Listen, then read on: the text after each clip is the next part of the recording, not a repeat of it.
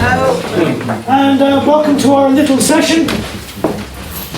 As you can see before you, you have literally a complete cornucopia of knowledge, experience, insight, talent and ability.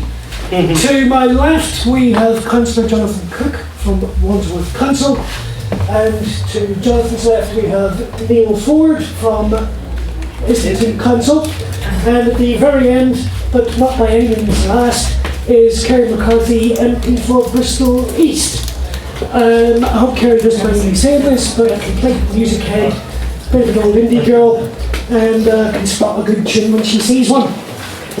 As you probably may have noticed, at the end of the last session, which I managed to catch, there was quite insightful comments from Nick. Grab a chair. Ladies and gentlemen, a smattering of applause for Nick Stewart from Sneaky Pete's in Edinburgh, who shall be joining us. There was clearly a lot of comment regarding the current state of play throughout the country, what may potentially need to be done. For me, the whole premise revolves around a simple idea. I'm sure you all have more first-hand experience than I. Running a small live music venue is at best a somewhat precarious business, and probably do not need forced into your daily lives the outside world in terms of local authorities, politics, the Licensing Act, planning legislation, and any amount of other stuff with which you now have to distract yourself, apart from who the hell you're going to book to play on Friday night. I've asked each of the panellists to do a quick little presentation up front to give you some background, and then we will open it to questions, and no doubt they will be penetrating, pragmatic and insightful. Ladies and gentlemen, a round of applause please for Councillor Jonathan Cook.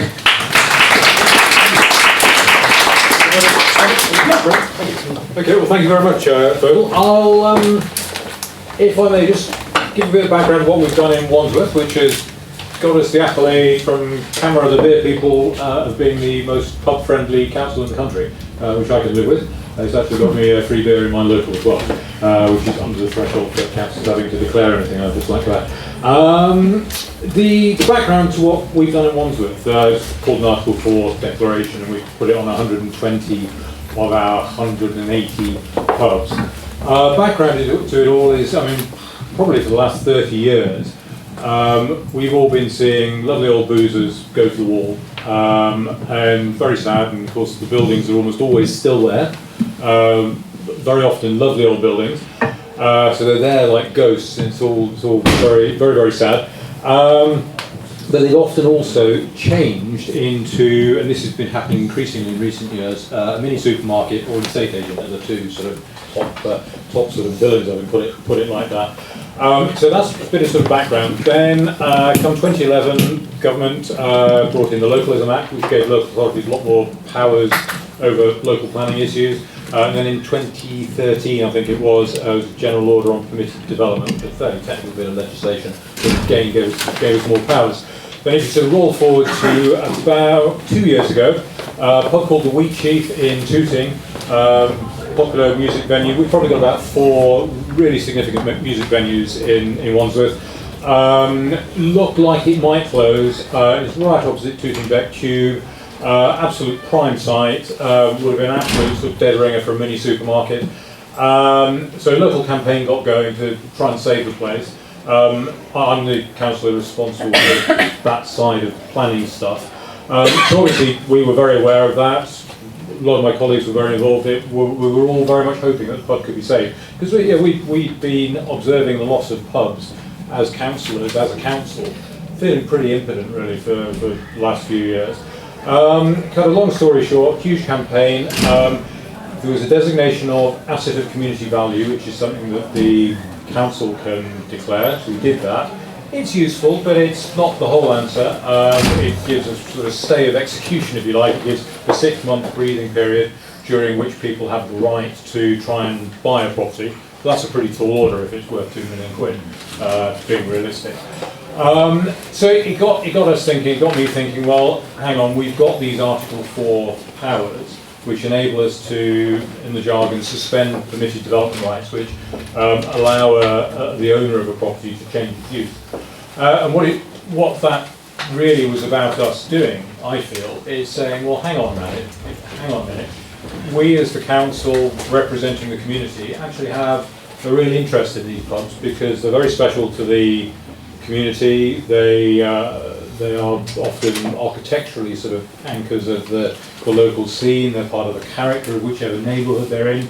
If, and I know this is a particular theme today, if they are music venues, that's important to people.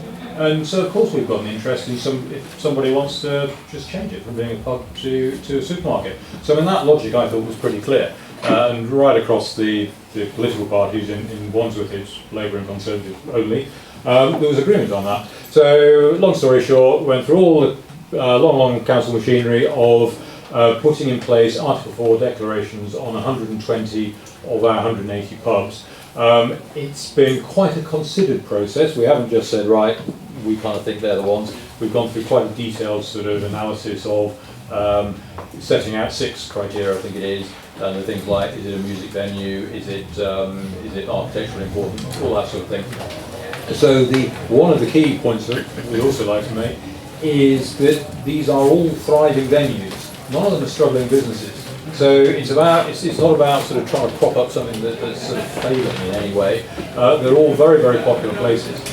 So we have now put this declaration on 120 pubs, generated extraordinary media interest. I must admit I didn't really expect it, because this all started going through our sausage machine of council process well over a year ago, and nobody reacted. So kind of surprised when we actually sort of made the formal declarations in August that the whole world has sort of reacted to it. And that reaction has been overwhelmingly positive, pleased to say, relieved to say. And the only people who don't like it, not surprisingly, are the people who represent the interests of those who own the pub and might like to change it into a mini supermarket. So, okay, I can understand that. That's not a huge surprise. They've been lobbying DCLG, the relevant ministry, and the ministry have said, well, this is down to Wandsworth Council. If that's what they want to do, and their council have decided that that's what they want to do, then that's up to them. So we're pleased, relieved, pleased that that's the case. So I mean, that's where we're at. So far, pretty positive story. The summary. Very good. Thank you very much. Did that actually work? It does, but Kerry, Stewart to the next. Okay, so I'm Kerry McCarthy, I'm the MP for Bristol East. In your packs it will say that Fangam Debonair, who's the MP for Bristol West, is coming along. She has got to serve on the Digital Economy Bill session this afternoon, so she wasn't able to make it. But we both work hand in hand. Well, if I tell you Fangam used to be a professional cellist, she's very into her music, and so am I, but in probably a slightly different type of music. But Fangam is the MP for the city centre in Bristol, where most of the venues, in fact nearly all the venues, are based, apart from 1 or 2 in Bristol South. I don't really have venues as such in my constituency, but I tend to go to the venues quite a lot. We've got Chris from the Fleece here, who will tell you, I'm sure at some point during today's session, how that became a bit of a test case for trying to resist development in the area that could threaten the future of the venue. I suppose my starting point would be, though, that most of this is very much local issues. So it's the councillors and the local council that you need to be friends with in the first instance. So whichever ward you're situated in will have a couple of councillors. It's good if you can be friendly with them. The councillors that take an interest in particular issues, it might be they've got a particular designation for looking after the nighttime economy, for example, which is something we have a mayoral system in Bristol as they do in London, and I'm trying to get the mayor to appoint one of the councillors as the nighttime economy czar, in the same way that Sadiq Khan's tried to do is doing in London. So there's a go-to person. In terms of MPs, it's a bit vaguer what they can do. They tend to be just people that try to bang heads together, try to bring people together. They've got a voice that is sometimes listened to, so they're useful allies. But as I said, the decision making is usually at council level rather than nationally. The things that, and one thing I would say is try not to wait until a planning application has been allowed. If there's a planning application in your area that you think is going to cause your venue problems, try not to wait until it's been allowed before you do start approaching politicians, because then unless you've got the money to take it to appeal, which can be massively expensive, it can sometimes be a little bit late to do something about it. So ideally contact people as the Fleece and the Exchange did in Bristol. They knew that because of the relaxation of permitted development rights, office blocks right near to them were going to be turned into flats. They knew that places like I think Night and Day in Manchester had similar issues when people had suddenly moved into an area that there previously hadn't been that many people living. So they came to see us then. So that was helpful in that we could start talking to the council early on. The planning process is a quasi-judicial process, so it's you can't directly, you can influence rather than the councillors that actually sit on the planning committee can't have as much of a role. I'm sorry, not put this very well. You need two lots of, there's councillors that sit on the planning committee that are making a quasi-judicial decision, and they're not meant to have the informal conversations with interested parties beforehand. But you've got other councillors that can come along, put in objections, speak at the planning inquiry, and the MP can do that as well. So that's why it's important to have allies. I think in the bigger picture round though, what you actually want is a strategy, so a local plan that decides that music venues are valuable assets. So whether it's registering them as community assets or just sort of marking out what you want the city to look like. So in Bristol, we have plans, and Chris is just going to be absolutely surrounded by blocks of flats. The road from him. There's hundreds, if not thousands, of new flats being built right next to the Fleece. So you want the council to actually have an idea for, whether it wants to turn this into a residential zone, whether it wants to preserve the nighttime economy in that area, and if it wants to preserve the nighttime economy, what it wants, what that means for house building in that area. Where we come in as MPs is that we can sometimes change the law. So if there's a housing or planning bill going through, and what we did with the Fleece is we were lobbying Ed Vasey non-stop, who was then Culture Minister, who then spoke to people in the Communities and Local Government Department, and we did get a partial change of law to bring in this agent of change principle, which is basically that if you're the one that is coming and changing the character of a neighbourhood, you're the one that has to adapt to existing circumstances. So in the case of developers, it might mean they have to put in the sound pollution. So there are changes at a bigger level, but as has been said, the sort of general thrust of government policy at the moment is to try and leave as much as possible to local feeling, this localism agenda. So that means that allies at a local level are really important. Thank you, Kerry. Yeah. Okay, so I'm basically here I'm not necessarily here in my Islington Council, I'm more here as a general. There's at least two people who run venues, one currently and one sitting there that run venues Islington actually licensed. But I'm here basically as a kind of overview of the kind of process. They wanted me to do an explanation of things like what happens with licensing, especially when things go wrong, and then also how the actual engagement with MPs and with councillors from an officer perspective, what actually happens. And I think that effectively, if you have problems or there are neighbour complaints or you have issues with police or local authorities, now local authorities and responsible authorities have a mechanism where they should engage, they should speak to you, they should visit you, and you should be aware that those kind of issues are coming. So that there's a slightly different situation where if you have problems with noise complaints or you have problems with licensing, they should be dealing with you in a day-to-day thing. The problem where you have is with residents and residents complaining. And I think the thing I've done a few of these, and the whole basis is trying to come up with a mechanism that the residents don't necessarily ever complain to the councillors, definitely not to the council, aren't right to the MPs. Because I think the problem is with the Licensing Act is it's regulatory, it's a regulatory function, it's about making sure people do things. So it doesn't have any capacity for anything nice. So you could write 100 letters from 100 residents saying how brilliant your venue is, and no, it'll never get recorded. It just doesn't happen. So what you have to do is try to come up with a thing where you are looked at as an asset in the community, that the residents will come to you if there's issues, that they engage with you. And it's kind of difficult with those kind of classic venues where they're like dark and then they open at 7 o'clock at night and then they have to run for 2 or 3 o'clock in the morning because that's the only way they can keep open. And much as the Live Music Act is that it's after 11 o'clock at night, it's where people make the money and actually subsidise subsidise the live music. So the idea is to try to prevent everything happening. I think things like the emergency response is that what Mark said earlier about council officers writing letters is that there has been a dumbing down of council officers, so you wouldn't necessarily get a noise specialist visiting you at night, and they will write you a letter the second someone even calls in a complaint. Won't be substantiated, so people need to actually just not freak out when they get those letters, because it's about kind of ticking kind of a box exercise. So I think that they're kind of things, if you do get stuff like that, you just need to look what it says, because it'll just be saying we have complaints, you need to make sure those complaints don't happen again. So the problem we have with the review process is once the review process is triggered, that's it.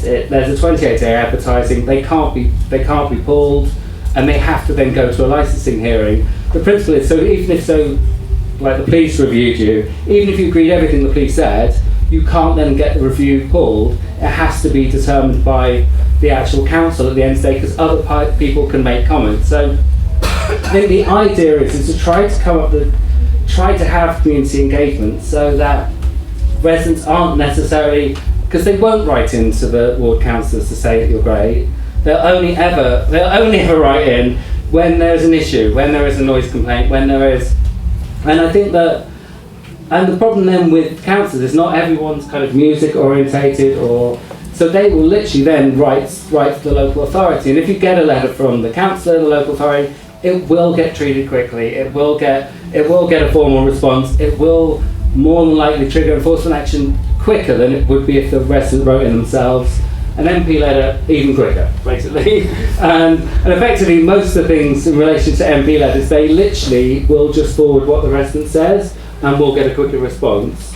In the sense, and that's my experience. In the sense, that's what happens with MP inquiries. So I think the idea is to try to minimise issues with residents. Now, if that's making sure you have residents meetings, I was saying this to Chris earlier, is that one of my premises, because they're always open in the day doing bookings, they basically fly at all their local residents, and there's DHL packages or anything, because they're always in, and you can pick them up in the evening, and it's just a kind of changing the perception they have as you as a venue. So the other thing in relation to councillors is that if you can build up a relationship with your ward councillor, they won't necessarily write to the licensing team or the noise, because they might be able to actually respond themselves. And one of the things it says that people are always having problems finding spaces for meetings, as having councillors, offering to have the councillor monthly drop-in sessions at your venue would actually bring people into your venue for other reasons. It would bring the kind of older generation or people that necessarily wouldn't be going to gigs into your venue and would have a different perception, and they wouldn't have that kind of natural inclination never not to actually speak to you directly. So I think it's just about trying to be smart with everything. It's difficult, and I think the thing that Henry said from the Dublin Castle, he wasn't on about complaints. What he was on about was consultation documents, and the government in their wisdom changed. They used to have a vicinity legislation, the Licensing Act. You had to be able to prove you lived near so it could be affected. So effectively, they took that out. So anyone who puts an application in Camden Town Centre, the same 3 people object to everything, and they can live miles away, the same in Islington, the same, and I think that's just a silly piece of legislation, but they actually changed it since the legislation come in. So it's not like the Licensing Act is progressing in the sense it's getting fairer, it's kind of almost getting more set against venues. So I'm more a case of just trying to be smart, trying to engage, and I think councillors, in the same way you get very, very different types of councillors. You might get councillors very music friendly, you might get councillors who would never set foot in a music venue. I think that trying to engage so they just perceive you as an asset and a local hub of the community, and to try to move away from just opening at 7 o'clock at night, putting on shows and then doing clubs. And I think that's something, I know Dom does it really well, it's like about just trying to have something where you're perceived, because there are few, there are less of them, and just having the thing of just trying to be clever and try to actually just change the way people perceive you as a venue. Great, thank you. And finally, Mr. Nick Stewart, all the way from sunny Edinburgh. It's very sunny. Hi, my name's Nick Stewart. I run a venue in Edinburgh called Sneaky Pete's. I'd like to speak to what... Should I pronounce it Neil or not? Neil. I'd like to speak to what Neil was talking about there earlier, later a wee bit, but there's a little note to that. It seems like you're in a situation where you're advising lots of ways to get around the fact that the legislation is really bad by acting really nice. And I'm like, actually, fuck that, we change the law instead, and actually work from there down and see where we get to with that. But so a little bit about that. The venue that I used to have quite a bad series of noise complaints in mid to late 2012. We were up against... Oh, all the noise has stopped while I'm speaking this.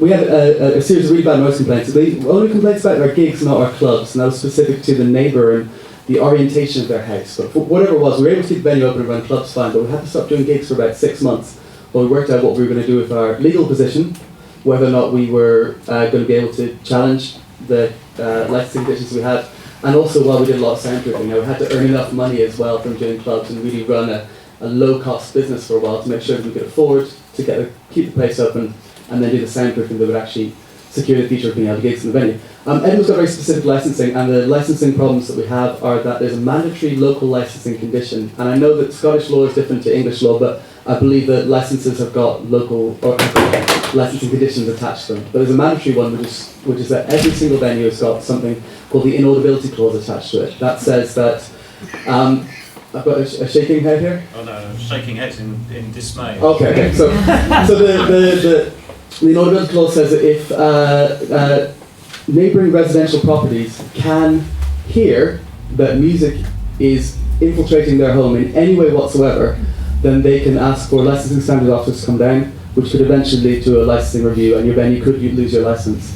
Had we kept doing gigs as things were under the licensing regime in 2012, we would have eventually been brought up in front of the board, and they said, you've had a compliance notice, you must change this, you must stop making noise your neighbours can hear, and we would have to say, sorry, that's physically impossible, as you all know, so either music is illegal, or we find a halfway house, or what are you going to do about this? We mentioned soundproofing and we stopped getting noise complaints, but in fact our neighbours could still hear us and technically we're still breaking the law. In 2014, very nicely, Edinburgh Council for the first time, considering that it's the city that does the Edinburgh Festival, the largest arts festival in the world, it was about time, reviewed their arts policy for the city for the first time in 16 years. And when they were talking to a lot of people from theatre, etc., it was clear that they hadn't quite brought in live music or rock and roll or clubs in the same respect. So instead of a separate meeting called Live Music Matters, they expected to have 50 to 100 people from the music community turn up, and actually the demand was for about 300 people. So it was a very, very full room in the Usher Hall. And broken down different groups, and the council, and it's great this was council-led, was asking everyone's opinion about what would they like to see change. And everyone, from venues, from people who are gig goers, journalists, everyone was like, this inaudibility clause is mental, and you must get rid of it.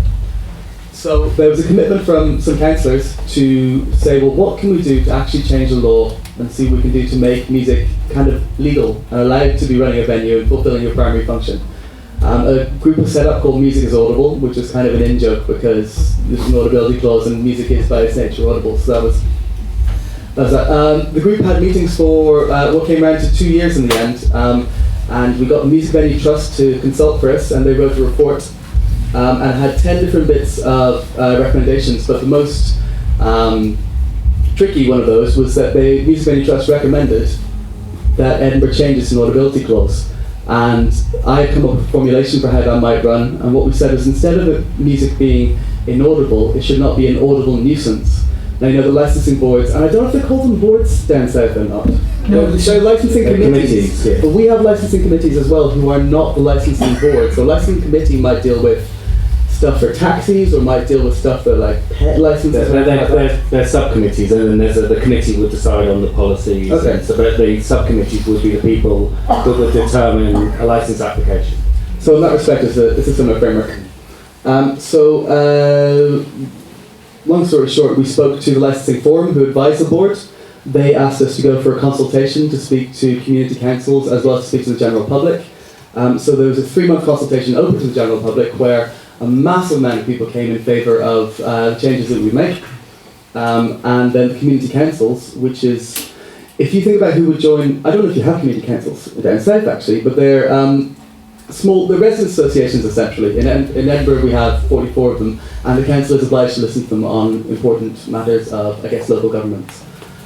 So The community council came out massively against our changes and would rather that music venues made no noise, which is unsurprising if you think about the kind of people who would join a community council. And the public was massively in favour. So it went from the licensing forum recommending this to public consultation. The licensing board looked at it, and despite so much in favour of the change, they kind of shat it and went, we don't want to piss off all of our constituents, because each councillor has obviously got a bunch of people who will feed back with lots of information about how much they hate noise complaints. Noise complaints being the number one complaint that goes to the council. They eventually had a hearing, and the hearing was a chance for everyone who's already put a bit of input into the consultation to come and speak in front of the licensing board. There was 6 hours of boring the councillors to death, but at the end of that, they actually came out 6 councillors to 2 in favour of a change to the law, and we have scrapped what was an audibility condition in favour of a condition that says that music must not be an audible nuisance. I could go into the details of what that means, but essentially, an audible nuisance would be created by a pub playing loud karaoke till 2 in the morning in a residential area. A music venue in the city centre would not be making an audible nuisance. So it's a protection for music venues. Specifically, the venues have to now go and apply if they want to have their licence changed. But by working with the council, and it really was council-led to a strong degree, although we've got great members from all sorts of parts of the music community, as part of the group making the change, we've had a success and we've changed the law in Edinburgh. Well, fantastically well done. I think that deserves a small round of applause. Success. There's a small kind of technical detail for all of you.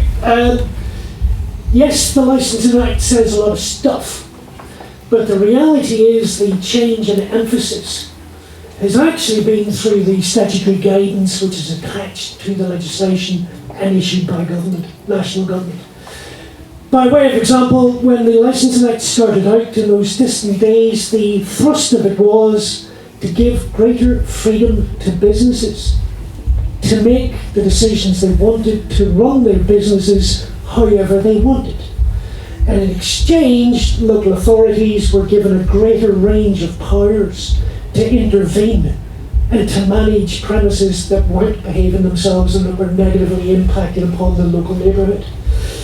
Unfortunately, as time and the situation has evolved, as Niall has pointed out, it's now all about being negative. It's about regulation, and it's about 3 or 4 councillors sitting on a committee with everybody in the room saying bad things are going to happen, the police, the licensing authority, the local health authority, Uncle Tom Cobley and all, and invariably the only person in the room saying anything positive is the applicant.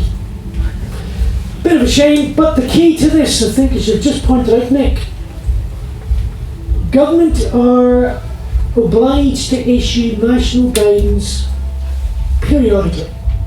That guidance then has to be interpreted by the local authorities and reflected into their local licensing policy statements. Those statements need to be consulted upon. I can absolutely guarantee you, having looked at this, worked on this for over 12 years, the number of occasions the local music industry, the local music community responds to Islington's consultation on Wandsworth's, saying we think live music's fantastic, we need more of this stuff. I cannot think of one single example where it was not someone like UK Music deliberately doing it on behalf of the whole industry.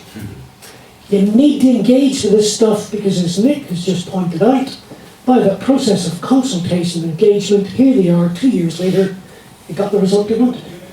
Niall, how would we go about consulting on this, and how on earth would anybody know their local authority is even remotely consulting on the Licensing Act policy statement? That's one of my notes actually. I think our policy is probably being reviewed.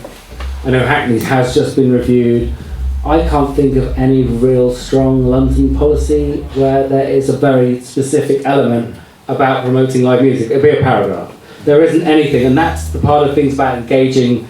That's where engaging with local MP, that's where engaging with the councillors about making this, because they are probably all up for consultation in London and locally, and that's something where 200 people who go to your premises writing in would have an impact, and then it would have a long-term impact, because apart from the government guidance, every local decision goes government guidance, then local guidance, and all the decisions have to be led by the local guidance. If there's very robust local guidance saying how great the creative industry generally and live music is in the local polity, it will make decisions a lot easier for the councillors, because they, to be fair to them, they have to make a decision on what everything that's in front of them. Sure. And that's the key thing. That's where consulting would work, I think, locally, definitely.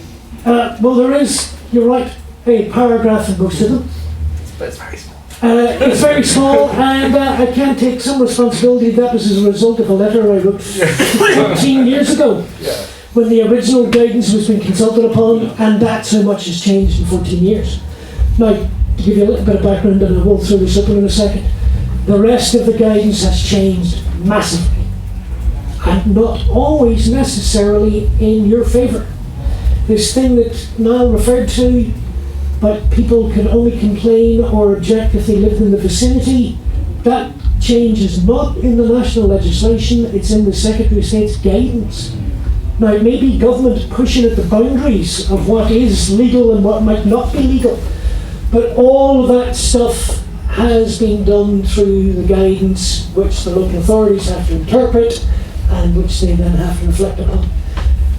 Kerry, here I am, I'm running a small live music venue in Bristol. I don't know politics, I've never met my local councillor, I couldn't even bloody well tell you what their name is. Where on earth do I begin this idea? Okay, so yeah, because what you'll find in Bristol is, say, the bigger venues, so say the Cllr Hall wants £45 million to expand, and that holds, I think, about a couple of thousand, is it, capacity? But they've got a massive lobbying exercise. They've hired a PR firm that is always coming up to Parliament, hosting events, so on. We've got an arena, a 12,000-seater arena that's being built, and obviously there's a big lobbying exercise around that.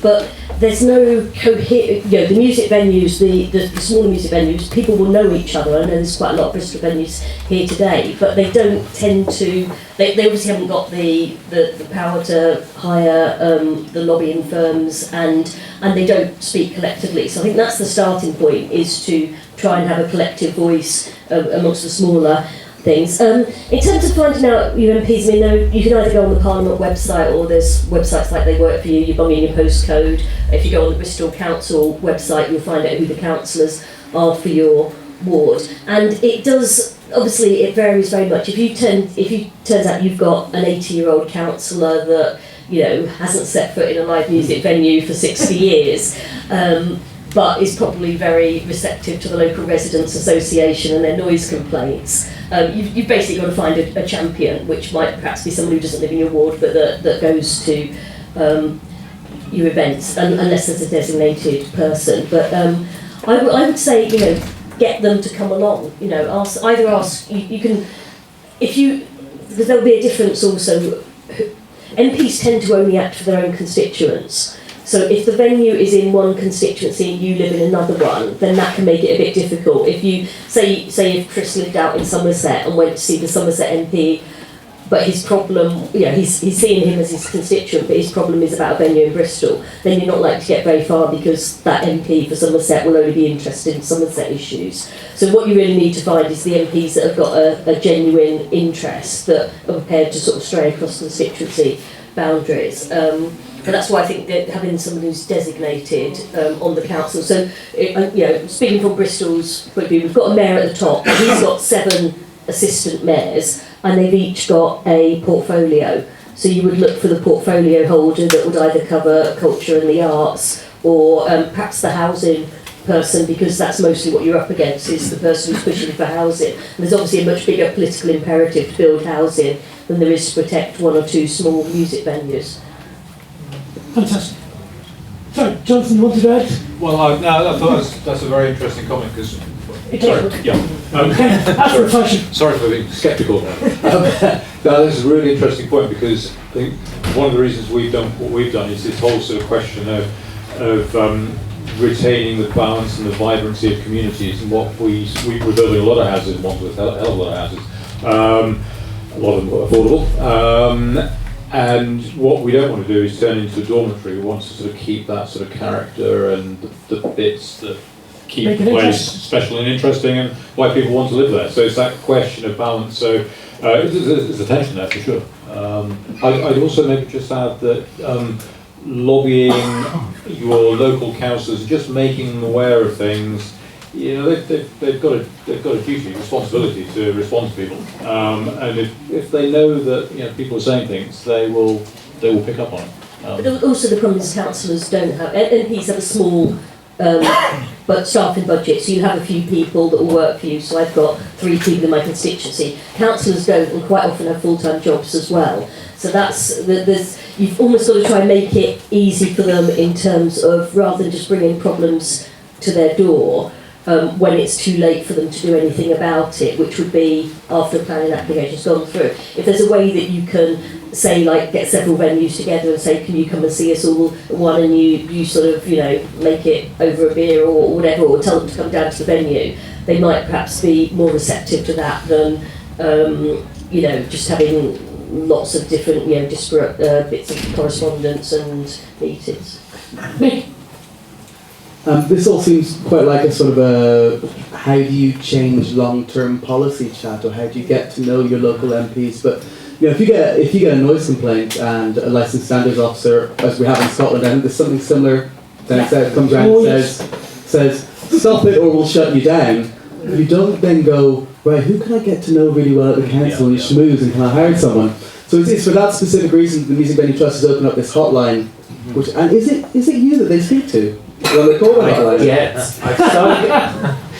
getting, I get the general ones, and I'll get the licensing stuff, I think, initially. But we haven't had that, we've only had 2 or 3. It's probably good news, but I feel like the takeaway from this should hopefully be, if you're here attending something about licensing, then you might just have a general interest, but you might well have had noise complaint issues, or maybe not noise complaint issues, but it's the kind of problems that Fabric has been having, for instance, that leads to something really escalating. And how do you deal with that in the first instance? And I think what Music Venue Trust is asking is that you speak to them in the first instance, and they can be your advocate. I feel like we'll probably be able to do it better down south at the moment, but that should be a takeaway today.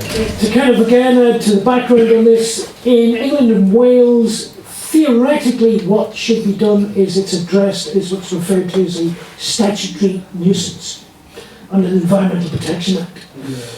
Part of the problem that's arisen and developed because of the Licensing Act is there is no definition of what is a statutory nuisance. And unfortunately, local authorities, relying on this since 1990, have not been very good at winning cases that go to court, because the courts basically invariably will not think they've come up with good enough an explanation. So what has happened and developed over the last 10 years, some local authorities are using the Licensing Act as an escape route. Because in the Licensing Act, all they have to prove is there's a public nuisance, which is basically a much lower threshold. There's really no body of evidence required for it whatsoever. There's no science, there's no monitoring, there's no evidence based to it whatsoever. And by the way, they can review your premises licence, and then the committee can do whatever they want to deal with this perceived public nuisance. So it's actually caused a whole other heap of problem. And some, not all, but some local authorities use it to get around the original statutory nuisance environmental protection legislation. There's kind of a big issue around that. It's to do with nuisance and how they're run, but I feel like there's a bigger issue that we kind of need to get on top of.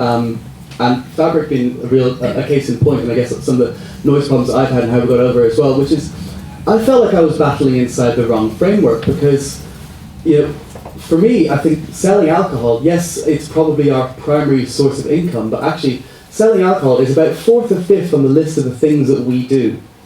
But it's the one thing that we can be seriously, the licensing board are the sharpest stick that the council has to actually get us to conform with something which has nothing to do with sales of alcohol, it's environmental health. And so if the licensing boards or committees are allowed to wield that level of power, if you're a cultural enterprise, I think there must be some extra layer that's made that says, hang on, this isn't problems that the venue has that's to do with sale of alcohol. They're fulfilling their primary function as well as they can, or if they're not quite, how can we help them step up? But the you'll lose your alcohol license stick really has no place in something that's something to do with noise, or in the case of Fabric, in fact it's harm prevention. What's the sale of alcohol got to do with how well you stop kids taking drugs in a club? But that's the stick they're stuck with. How do you So there's some extra layer of framework. There's a really big policy change actually needs to happen to say, this is not the right set of tools. They're being used because they're so powerful, but it's not quite the right stuff actually. Tim Clement Jones was talking earlier about the idea of there being additional licensing objectives and cultural ones. And I think that's very strong. It's very tricky about how you would go and phrase those. The idea is quite simple. You amend the current legislation and include a fifth category to a cultural asset. And that gives... Are you closer to a wording for that? Because I think it's tricky about... I could draft it for you right now, but he's more than capable of doing it. He hasn't asked me. Nor would he ever need to. I've thought about it over the last couple of weeks since we got the decision in Edinburgh. And I thought perhaps it could be a licensing objective with something along the lines of, preservation of culture or preservation of the arts or something. Culture is a really tricky term because, as Fabric might be aware, drug taking is part of clubbing culture. So how do you say you're preserving certain bits and pieces of culture? Do you say music? Do you say the arts? In a desire, and I'm happy to argue with this later on, some of you may be aware the German High Court quite recently ruled that Berlin's biggest nightclub is actually a cultural institution for all the reasons you've just explained, and they now benefit from the tax breaks and tax support that every other cultural institution in Germany is entitled to and benefits from. Quick question for you two guys, and then we will throw it into some questions. Why is it we're dealing with a system that nuisance when actually the driver is alcohol and the impact that alcohol has in society? So why in God's name are live music venues being dragged into that in the first place? I think this is difficult. I think the general thing, as far as I'm aware, it's about the nuisance is deemed about interfering with people's everyday. So if you can't put the telly on and you have to turn the telly up because you can't hear it, that would be deemed a nuisance next door. And if you can't sleep, so that's the kind of it's very vague. But then the people dealing with we're quite closer to having a definition of nuisance in Scotland, and perhaps you've got similar here, which is why I was able to get the nuisance law through. I can maybe talk to some of this later, but what the other thing is, I think what's quite thing is that residents aren't always wrong, and I think venues are. And one thing I wanted really quick to say about this, the thing is about localism and community, is that I think sometimes people noise, not specific like structural noise, but I think sometimes venues need to get a friend to come out at 11:30 at night sober, stand outside their club and say, what do you think? If you live next door, do you think there's a problem? Because I think you would suddenly go, oh, hang on. And it's very different if you've got a block of flats built next to you, because it's something you can't change. And I know in San Francisco that they base their planning law says that they give the developer the license, and then as long as you comply with the license when the thing's built, you can't be deemed a nuisance.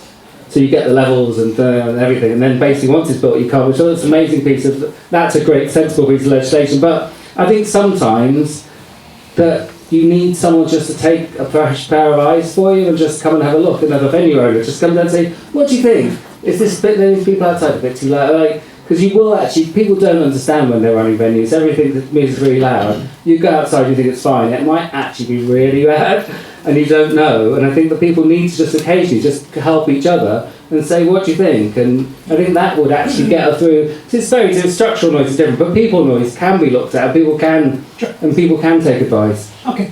Any questions? I presume we have some microphones? No? Okay. I'm going to hear, you can use mine. Believe me, I know how to project. If I can ask you to just say who you are. My name's Dom, I'm from the Boiler Room in Guildford. I just had a question really, because you guys are obviously representing really proactive councillors, MPs, and talking about, there's a lot of positivity. What's the process for if you don't have a positive councillor, within, say, a ward councillor? Because what's the process? You've tried to make them your friends. You've been working with them. We're an asset of community value. We've had our licence with you twice. We do everything from we're launching a time bank today to yoga. We are really like an asset of community value in our town. But the ward councillor will not entertain us at all. I mean, to the point of they run the local residents' Facebook group, and I'm not allowed to join the group, even though I spend every day at the venue from 8 in the morning till sometimes 2 in the morning, because I don't live there. She won't allow me to join it. So, and I don't know what to do, because if I take it higher than her, So You know. the local councillor frankly doesn't care. Yeah, What do you think? that doesn't sound great, does it? There could be all sorts of things I don't know about, but probably the... no, literally there isn't anything. Yeah. We are just a music venue, but, and then they don't like us really. Well, the obvious thought is, as with any organisation, leapfrog over and go to someone more senior and just say, hey, look, this person isn't responding, and then say what you've just said. I mean, it'd be whether there's amongst the council structure, whether there's a lead on arts or community or something like that. So someone who's got that overarching brief might be the person to speak to instead. But On the council side. If not, then what you're left with is either people power and getting the officers on board. So there are also, I mean, it's difficult when you talk about structures in other areas, because Guildford's obviously different to Bristol, but in Bristol we would have neighbourhood partnerships where it's several wards coming together, and they would meet once every couple of months where anyone in the community can go along and talk about local issues. And it tends to be things like, traffic and parking and fly tipping and those sort of issues, but that could be somewhere else, and the councillors would normally go along to that as well. So if you've got that structure in Guildford, again, that's a way of reaching out to people without relying on that one intermediary. Because councillors are really, they're just an intermediary that's representing you, talking to somebody else who the decision makers. But are they representing us? Because the ward council says to us they're not representing the venue, they're representing the residents. Is that a situation where writing to the MP would have any effect? Yeah, I mean, the thing is though with writing to the MP is it would be usually when you wanted intervention on a particular issue.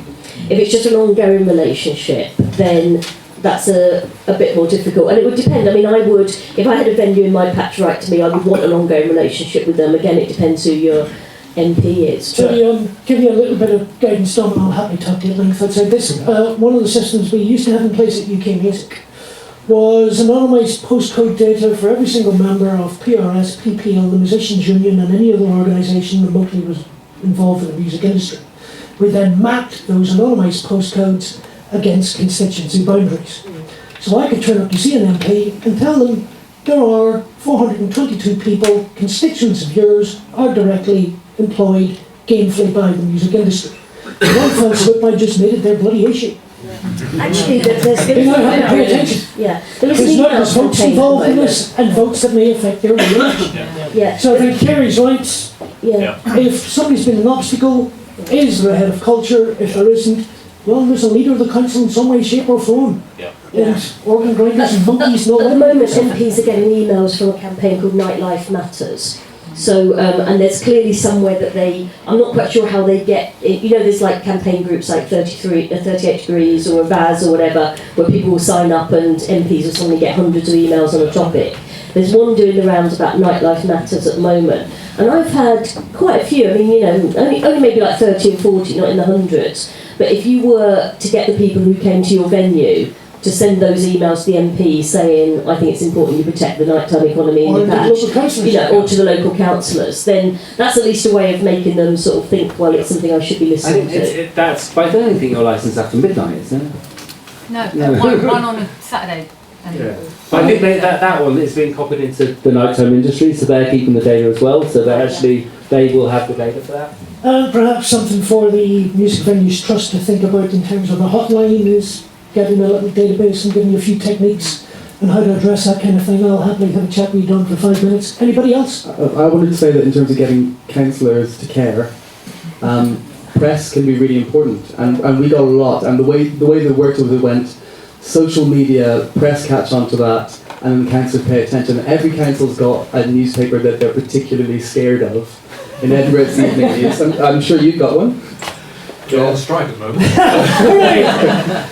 So I was able to say a little bit on Facebook, and I got this really bizarre post that I did that got something like 3,000 likes and 800 odd shares and stuff. And when you say something that's really relevant about music community, they probably do actually care. And if you've got a group of friends, say, by the way, can you please share this? If it's something that your area cares about enough, that will get shared. The press will notice, and that really quickly turns into something that the councillors really care about. And unless your friends and your local area actually don't care about music, and then that would reflect I'm the renting a city. modest, most local newspapers right now, from my knowledge, being run and staffed by young, enthusiastic, early 20s graduates. Yeah. And you're really going to have trouble getting them into your live music venue for free beer? No, and some of them really love to have fun with Photoshop as well. There you So you go. can get some really good front pages if you ask for it. Sir, Yeah, so you were saying that sorry, could you ask? Chris who from you the are? police in Bristol, you were saying that it's very common for people that have got objections to write into the local council about music venues, but people that love the venue generally don't bother. We launched our Save the Police campaign, hoping to get 10,000 signatures in the first month, and we got 44,000 in a week. If I was to get 1% of those people to just write a letter to the local MP or to the local council saying, we love the police, it's run really well, and we hope that you're going to look after them in the future when the residents move in, would that have much effect? The problem with things like that is that they're only ever recorded. It's a planning application. They've written in to a planning application.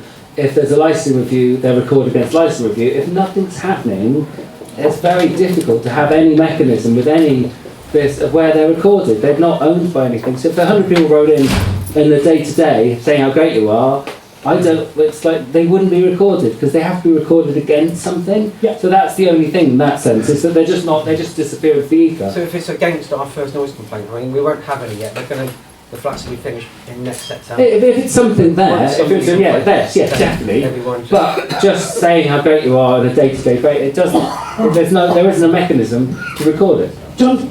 Yeah, I guess every council's different, but in Wandsworth we've got a mechanism whereby, in exactly that example, if a petition is presented, it has to go to the full council meetings, it's presented, so all the councillors can see it, and there has to be a formal response to it. I guess every council will have its own procedures, but so that just kind of puts a bit of a marker down.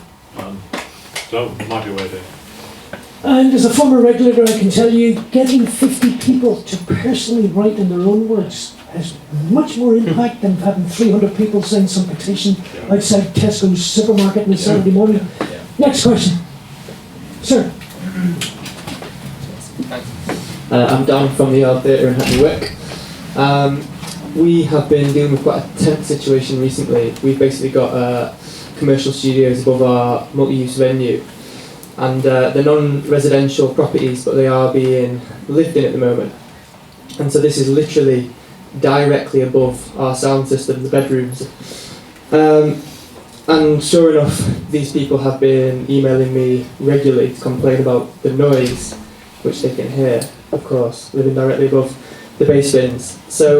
And I emailed our local councillor and our licensing officer and was told that they would have grounds for a complaint if they chose to make one, and it would be looked at and treated seriously. So I'm guessing, or I'm wondering rather, is this a terrible quirk of the licensing law at the moment, and could it be addressed in the future, and is there anything that we can do at this point? I mean, there is literally no amount of money that we could spend on soundproofing that would affect this Neil, situation. there's residents living upstairs, living there legally. There's clearly, I'm assuming, no planning permission ever been granted to turn that into a residency.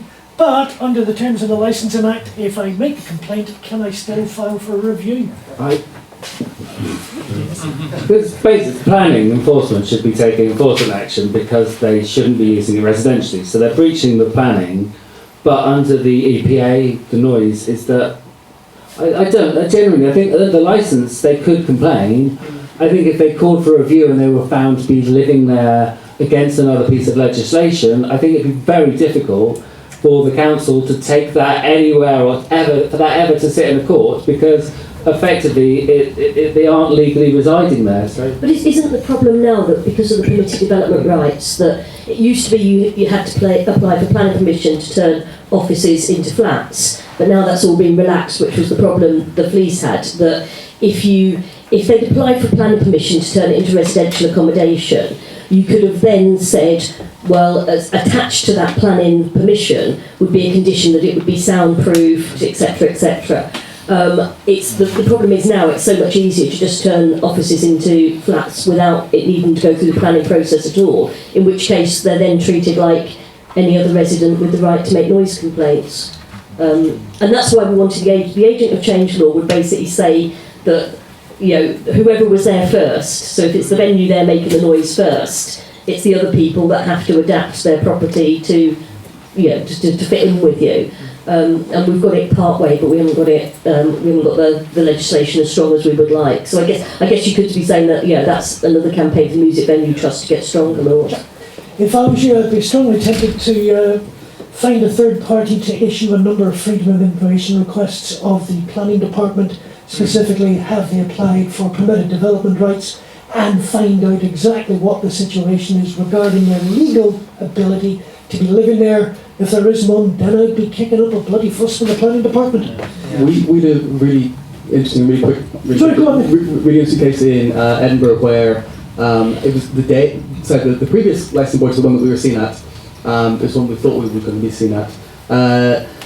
Above a very busy local bar where they have DJs every week, and they've had DJs for years. It's quite a noisy bar, especially on certain nights of the week. Above it was offices. The offices were converted into holiday lets, and the company who was doing the holiday lets, obviously the temporary residents were complaining about the amount of noise. They hadn't done enough soundproofing. Licensing board saw it and then started discussing it in terms of agent of change, which isn't a policy that's currently working in Edinburgh, but Edinburgh now automatically agrees with. And I think once you bring it to your local council, they'll start to go, oh yeah, this seems like a good idea. They threw it out without question. They went, this is a dispute between two companies. Go away.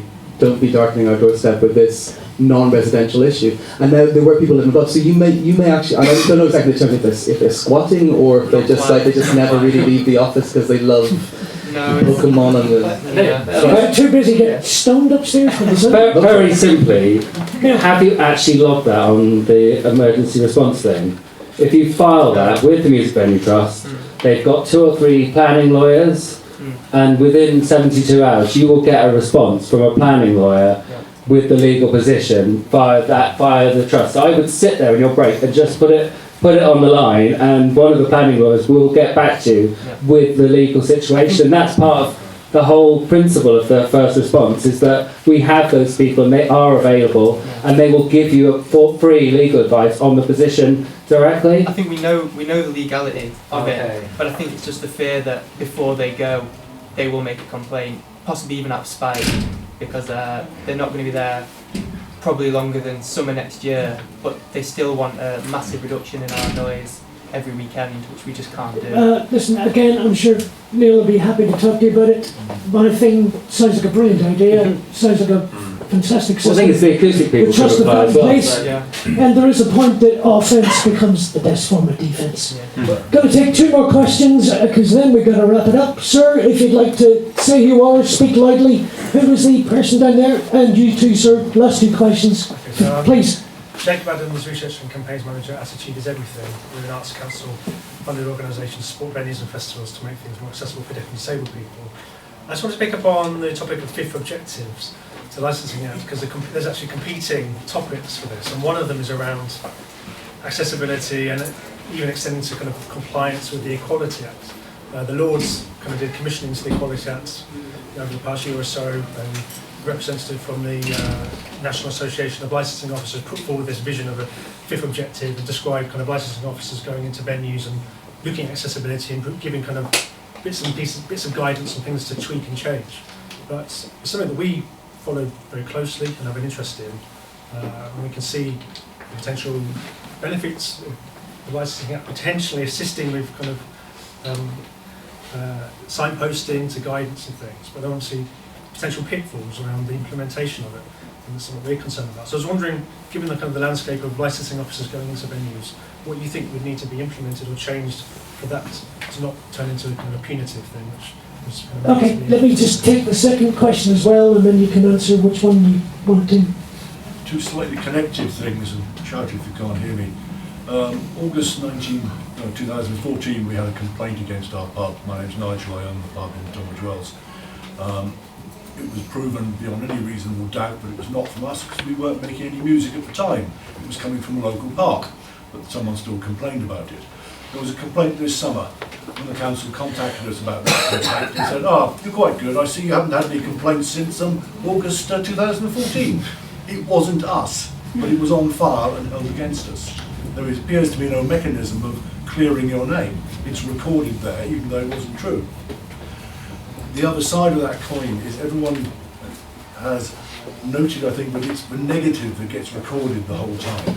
Could we use asset of community value as a kind of peg upon which to start hanging positives?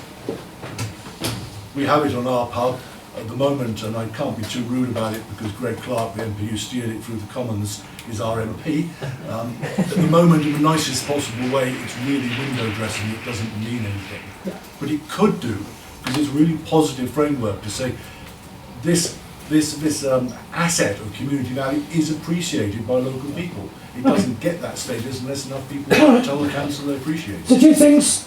How do we record positive situations as opposed to all the negative ones that invariably filter onto databases and information systems? And should the Licensing Act be used to ensure that live music venues are complying with the Equalities Act and other access disabled support type legislation? Niall, why don't you go first? I think the problem is with I think with the Accessibility Act, it's difficult. I think the thing is obviously all new builds and there's things built into it, but effectively it will just build an extra mechanism on all the really old venues and the things where I know they're not very good at but it's just a case of actually adding something that would, I think, be used punitively in that sense. So I think that it's nice, but I think it would just be used against all the kind of old little beds that have basements and I think that I don't think it could, I know it's meant to be a positive thing, but I don't think it would necessarily be a positive thing to be added into the Licensing Act, and I don't think that's the place for it. Okay.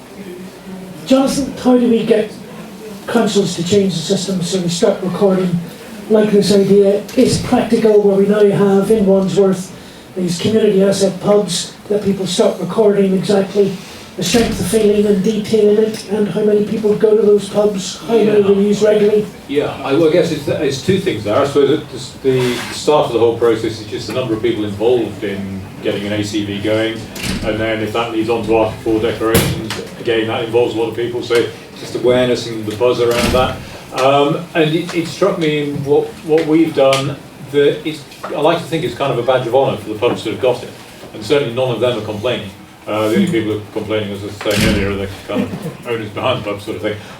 Everyone who knows about it have commented in a very warm, positive way.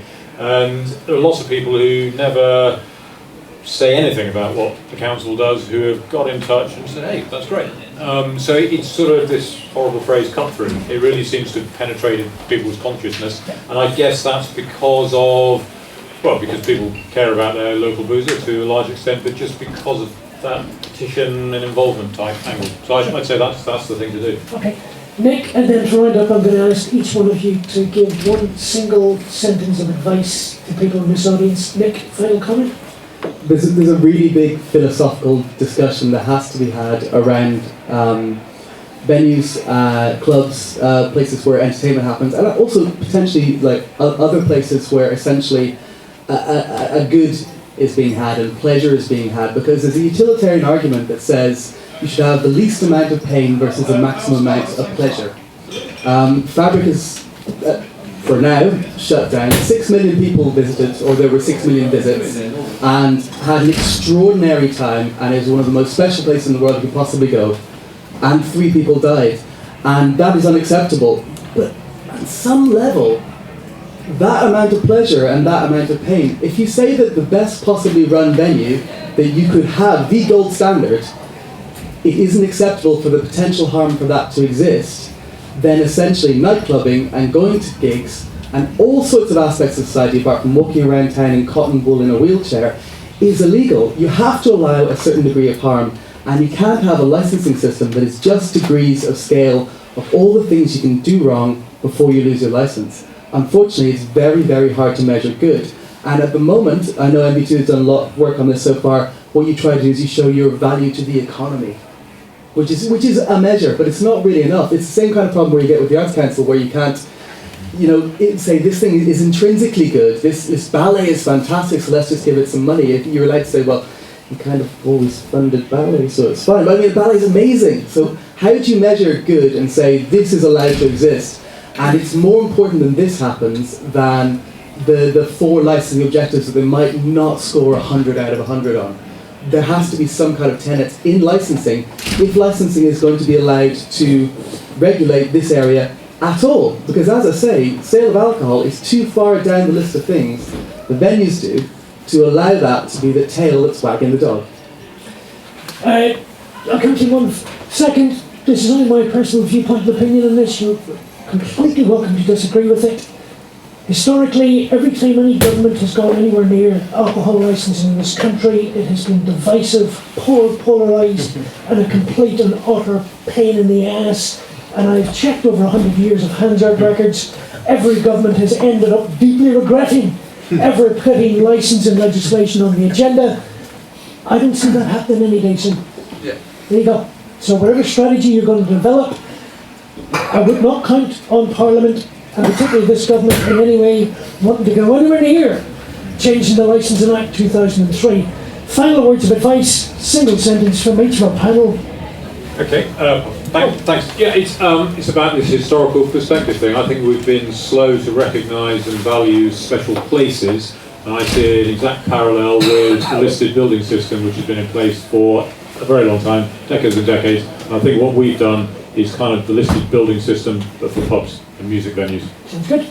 I'm going to go back to what I said. I think that, I know it's getting around, but I think if you can be in a situation where you can try to develop community and doing something, I think trying to engage with local residents and doing something to make them view you as something other than a noise in the evening, and I think that's a very key thing. Everyone has to develop it in their own way, and they know their own venue, but that's something, if anyone can take the time, it's something that people should try and look at.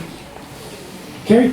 I think similar in take your relationship with your council and councillors outside the licensing system. So the council isn't just a body that issues you with your licence periodically or threatens to take your licence away from you. That you've got a wider relationship that is about you being an intrinsic part of what makes the city or the town special.